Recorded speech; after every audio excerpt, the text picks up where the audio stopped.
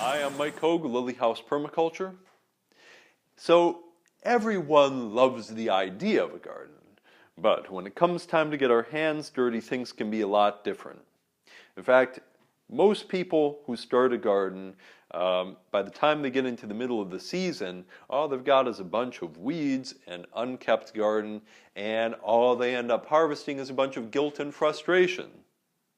And the same holds true for community gardens, where instead of fostering community sentiment and cooperation, they just end up causing a bunch of crime, arguments, and fistfights. And everybody in the neighborhood ends up sick of zucchini and kale.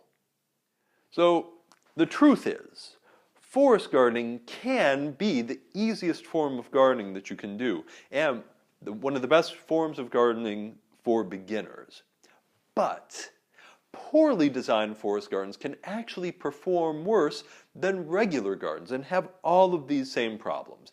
And some of the main reasons why, if you think about it, is just about the expectations we have for them. We think they're going to be really easy, and we think we're going to get all of these kinds of favorite fruits out of them or vegetables, and we don't have a good expectation or an understanding about how much work and what kind of work a forest garden is going to take, and what our potential yields are really going to be out of it, what kind of fruits and vegetables we should be growing in a forest garden.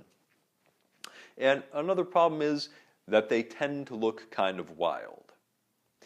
Because to function well, we have to turn over some of the work to nature and allow some of that wildness.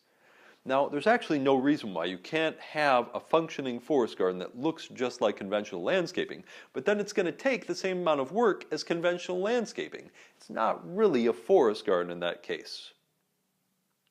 So, getting the expectation right, setting the right expectations, and understanding what the forest garden is going to take from us and what it's going to give to us is really important. If we don't do that, the projects can end up failing. To give you an example, in the study A Critical Review of Permaculture in the United States, they documented over around a dozen permaculture gardens in the Champaign-Urbana area between 2001 and 2003. When they came back about 10 years later, most of those gardens had either failed or had changed in a fundamental sort of way. That has been my experience over the time that I've been forest gardening too. Most of the projects that I've seen don't end up being kept up over a long-term period of time. Even here in my city of Kalamazoo, there have already been some high-profile failed forest garden projects, such as one that cost over $10,000 and yet was completely removed just a couple years after it was installed. So, in my talks with forest gardeners, my visits to forest gardens, and my membership in communities devoted to forest gardening, I've found four main problems that cause most of the big problems, most of the big complaints that forest gardeners have.